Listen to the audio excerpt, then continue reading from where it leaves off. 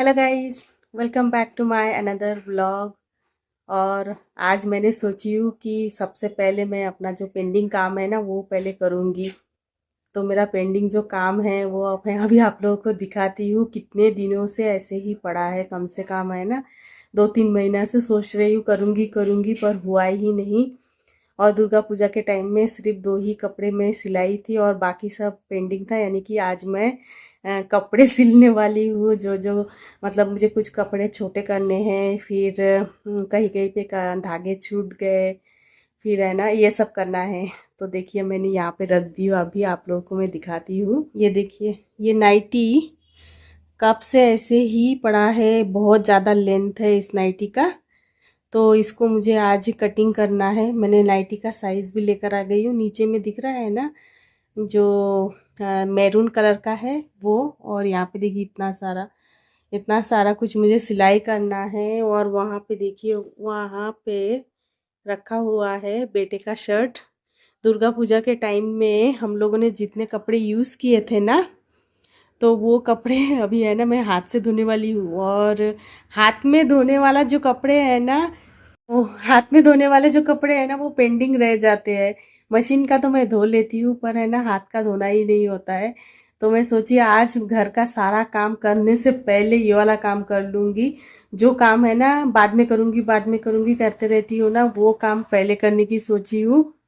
नहीं तो ना फिर से पे बाद में ही रह जाएंगे। वैसे हस्बैंड अभी भी ऊपर छत पे गए हैं धूप सेकने के लिए। तो उन्होंने बोला कि आज आज अगर दो ज़्यादा काम है तो फिर आज छोड़ दो। मैं बोली नहीं, आज तो मेरा मूड है और मैं आज सिला के सब रेडी करके रहूँगी और कपड़े भी धो के रहूँगी। तो चलिए चालू करते हैं आज का सिलाई का काम पहले। तो मैं है ना सबसे पहले ये वाला जो नाइटी है उसको है ना माप लूँगी। और एक मेरे पास नाइटी है, इसको भी मैंने है ना छोटा किया था। और ये वाले जो नाइटी है ना ये बहुत ही ज़्यादा लंबे आते हैं, मतलब कि आप 6 फीट के भी हो ना तो भी ये नाइटी आपको आराम से आ जाएगा। तो मुझे है ना बहुत मतलब कि थोड़ा सा काटना पड़ेगा, थोड़ा सा ज़्यादा ही काटना पड़ेगा। तो उसके लिए मुझे पहले है ना इसका मार्किंग करना पड़ेगा। तो मैंने वाला जो नाइटी है मैं मैरून कलर का, उस नाइटी से मैंने नाप ले लिया है। और मेरे पास चौक भी है जो स्टिचिंग करने के लिए जो चौक आता है ना टेलरिंग चौक, वो भी मेरे पास है। तो मैं उससे अभी कटिंग कर मतलब ये कर लूँगी, लाइन लगा लूँगी। फिर उसके बाद कट करना इजी रहता है, नहीं तो है ना उल्टा पुल्टा नहीं रहता है। और ना मैं पहले से ही टेलरिंग सीखी थी। जब मेरी शादी हुई थी ना तभी मैंने टेलरिंग का कोर्स की थी। तो मुझे है ना सिलाई वगैरह सब कुछ आते हैं, ब्लाउज़ वगैरह बनाना, फिर शर्ट भी बनाना मुझे आता है। हस्बैंड मतलब कि जेंट्स लोगों का पंजाबी वगैरह भी आता है ना, वो भी मुझे बनाना आता है। फिर चूड़ीदार वगैरह सब कुछ बनाना आता है।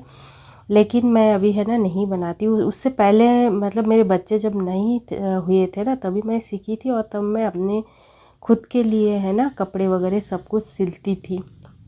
लेकिन जब मेरा बेटा हुआ है ना तभी भी मैं थोड़ा बहुत सिलाई का काम करती थी। लेकिन उसके बाद मेरी बेटी जब हुई है ना उसके बाद बिल्कुल भी मैं सिलाई का काम नहीं करती हूँ। वैसे तो टाइम भी नहीं मिलता है, और यहाँ पे मुझे सी सेक्शन भी में दोनों भी बच्चे मेरे हुए हैं।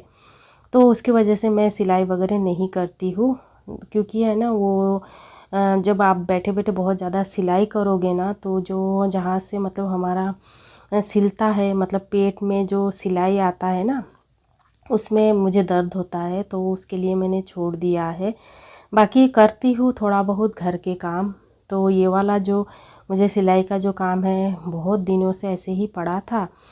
तो मैं सोची हूँ घर के सारे काम तो ऐसे ही होते रहते हैं, हम लोग तो डेली घर के काम करते हैं लोग। लेकिन कुछ ऐसे काम होते हैं जिसके लिए हमें है ना एक्स्ट्रा टाइम निकालना पड़ता है। तो मैं सोची कि अभी मैं फटाफट से सारे जो भी मेरे कपड़े वगैरह सिलाने के काम है वो सब मैं भी निपटा लूँगी। उसके बाद ही मैं अपना घर का काम चालू करूँगी।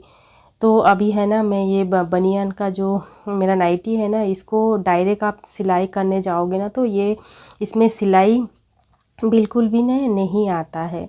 मतलब कि सिलाई आप कर भी लोगे ना तो खुल जाता है। लेकिन इस तरीके से है ना पेपर एक नीचे में रखोगे और एक ऊपर में रख के इस तरीके से सिलाने से आराम से है ना सिल जाते हैं।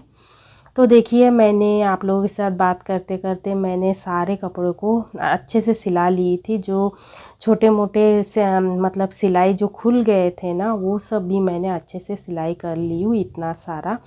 तो आप लोगों को मैं दिखा दे रही हूँ। और सिलने गए मतलब कि एक्स्ट्रा काम करने जाओ तो घर का भी हाल बुरा हो जाता है। तो अभी है ना मेरा हॉल एकदम ये हो गया है, मतलब पूरा फैल गया है, उसे मुझे ठीक करना है। पर मैं अभी नहीं करूँगी क्योंकि हस्बैंड को भी है ना आज जल्दी जल्दी जाना है ड्यूटी में। तो मैं सोची हूँ पहले मैं है ना लंच बना लेती हूँ, उसके बाद ही मैं घर का जो भी काम है वो फटाफट से कर लूँगी।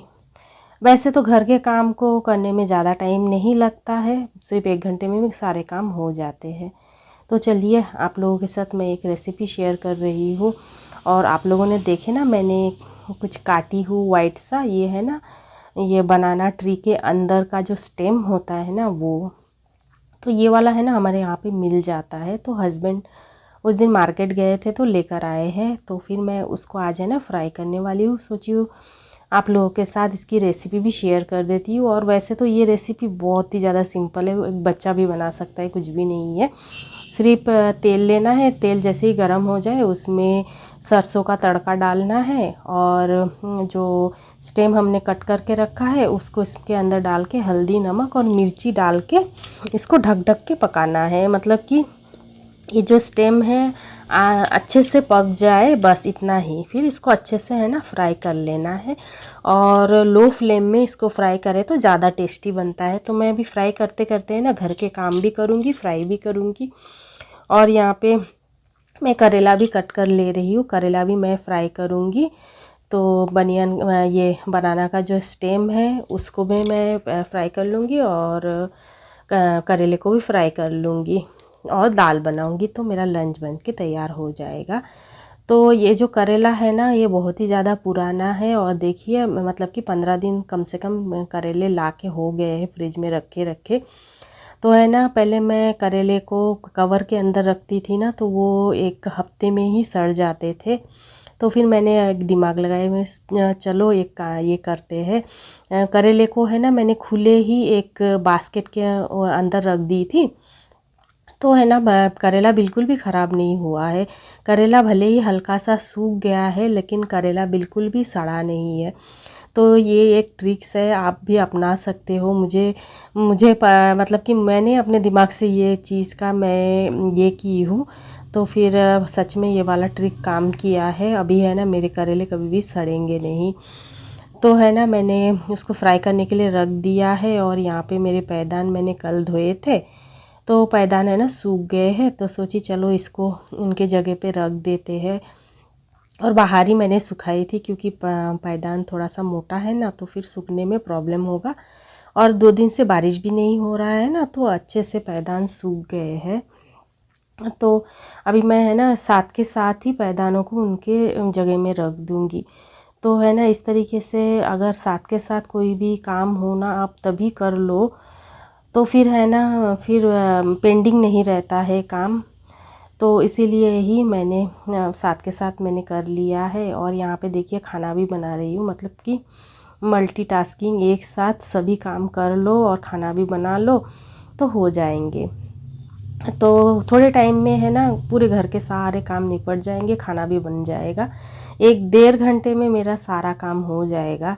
उससे पहले मैंने सिलाई का काम कंप्लीट कर ली, और सिलाई मुझे कंप्लीट करने में 2 घंटे लगे थे। आप लोगों को तो मैंने 2 मिनट में दिखा दिए, पर है ना मुझे सिलाई करने में 2 घंटा लगा था। लेकिन उसके बाद का 1 डेढ़ घंटा मैं अपना घर का काम कर लूँगी। अगर यही काम मैं पहले घर का काम कर लेती थी ना, फिर सोचती थी कि चलो सिलाई का काम बाद में करेंगे, ऐसा करते करते है ना 1 डेढ़ महीना हो गया था।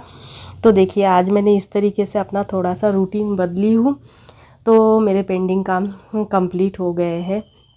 और जब भी ऐसे है ना पेंडिंग काम कंप्लीट हो जाते हैं ना, तो मतलब कि बहुत ज़्यादा खुशी होती है। तो देखिए अभी मैंने जो भी कपड़े सिलाई करके लाई हूँ ना, वही कपड़े मैं अभी है ना फोल्ड कर रही हूँ। और ये वाला भी ड्रेस भी है ना बनियान का था, तो उसको भी मैंने सेम ऐसे ही पेपर लगा के सिलाई थी। तो अभी मैं आप लोगों को दिखा रही थी, देखिए मैंने किस तरीके से सिलाई हूँ। तो अभी है ना सिलाई करने के बाद इसका जो कागज़ है ना, इसको ऐसे करके निकाल लेना है, अच्छे से निकाल लेना है। तो फिर है ना इसको फिर एक बार वॉश भी करके आप पहन लोगे ना तो फिर इरिटेशन नहीं होगा। तो मैं है ना सारे कागज़ को निकाल रही थी, तो फिर मैं थोड़ा सा मुझे ये आया है कि मैं चलो जो स्टेम की फ्राई कर रही थी ना मैं बनाना का, वो उसको थोड़ा सा मैं चेक कर ली हूँ और अभी है ना बनाना बन के एकदम तैयार हो चुका है। तो अभी देखिए मैंने नाइटी से सारे जो पेपर थे उसको मैंने निकाल लिया है और अभी इसको मुझे है ना डस्टबिन में फेंकना है। तो अभी मैं कागज़ को छिली हूँ ना, मतलब कि उसको निकाली हूँ ना, तो थोड़े से कागज़ के टुकड़े नीचे भी गिर गए थे, तो उसको मैंने साफ़ कर दिया है और थोड़ा सा बेड को भी झाड़ दी हूँ और अभी बच्चों के रूम में जाकर रखी हूँ सारे कपड़ों को। तो अभी है ना मैंने कपड़ों को तो रख कर आ गई हूँ और अभी मैं हॉल को अच्छे से झाड़ झूड़ के ठीक कर दूँगी, क्योंकि अभी सिलाई का काम की हूँ ना, तो धागा वगैरह सब है ना ये पे फैला हुआ है। तो सारे धागों को है ना ये वाला जो झाड़ने वाला है इससे मैं झाड़ दूँगी तो साफ़ हो जाएगा। तो मैंने देखिए सोफ़े को मैंने अच्छे से झाड़ दिया है और सोफ़े को ठीक भी कर दी हूँ। और ये वाला रूम बहुत ज़्यादा मेसी हो गया है क्योंकि मैंने सिलाई किया है ना, और मशीन के ऊपर है ना बहुत सारे चीज़ रखा हुआ रहता है, जैसे कि धागा वगैरह का 2 बॉक्स है वो तो रहता ही है। फिर मेरी बेटी को न्यूज़पेपर स्कूल से मिलता है वो भी यहीं पे रखा हुआ रहता है। फिर साफ़ करने वाला जो मशीन आता है ना, क्या बोलते हैं उसको, मशीन से जो गंदा साफ़ किया जाता है ना, वैक्यूम क्लीनर, वो भी इसके नीचे में मैंने रख दिया है। और अभी मैं झाड़ू लगा रही हूँ और पूरे घर को बहुत अच्छे से मैंने झाड़ू लगा दिया है। और ये वाला जो कपड़े लगाने का मतलब कि कपड़े सुखाने का जो स्टैंड है, इसको मैं है ना वहीं पे मशीन के साइड में रख दी हूँ। अभी है ना थोड़ा सा धूप निकल रहे हैं ना, तो स्टैंड का यूज़ अभी उतना ज़्यादा नहीं हो रहा है, तो मैं है ना मंदिर के कोने में अभी रख देती हूँ। जब भी लगेगा तो फिर है ना यूज़ कर लूँगी। इसीलिए तो है ना जगह भी थोड़ा सा घर में कम हो गया, भले ही घर बड़ा हो लेकिन जगह कम हो जाता है कैसे भी, तो उसको मैं उसके साइड में रख दूँगी। और इसी के साथ ही मैं इस वीडियो का एंड करूँगी। बाय।